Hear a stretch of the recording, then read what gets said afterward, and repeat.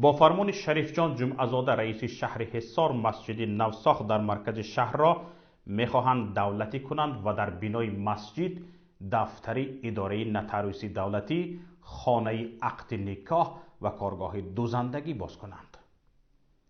در این باره یک منبع از شهر حصار با شرط افشا نشدن نامش به پیام خبر داد. طبق اطلاع منبع این مسجد به نام امام اعظم بوده در کوچه هلالی پیشتر کیروف قرار دارد و از 4 آشیانه عبارت می باشد.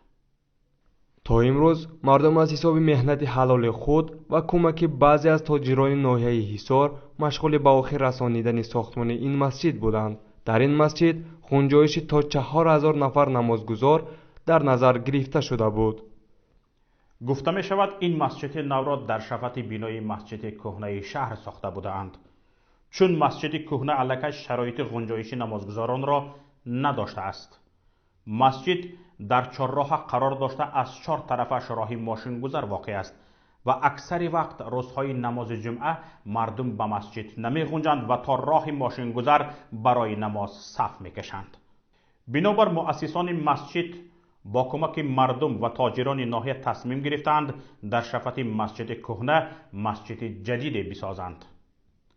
اما در عرفه به اتمام رسانیدن ساختمان مسجد نو حکومت آن را از خود کردن است و می‌خواهد در اینجا 2 اداره دولتی و 1 کارگاه دوزندگی باز کند و الکی برای این فرمان رئیس شهر صادر شده است.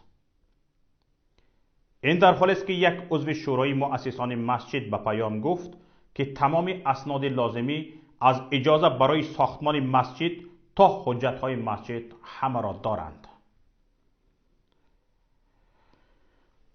مسجد بندی در تاجیکستان 10 سال است که ادامه دارد و به حکم عنعنه در آمده است. هر سال مقامات از بستن صدها مسجد گزارش می دهند. اما شمار مسجد در آمار آنها هیچگاه کم نمی شود. همان زیاده از 4000 که 10 سال پیش صدا می داد تا هنوز از زبان مقامات صدا می دهد. یک تحقیقاتی پیام نشان داد که اکثر آمارهای ارائه کرده مقامات درباره مساجد دروغ بوده، هیچ یک از آمار به دیگرش راست نمی آید. تحقیقات انجام داده ما را در پایگاه تحلیلی، سیاسی و اطلاعاتی پیام نقطه نت می توانید مطالعه کنید.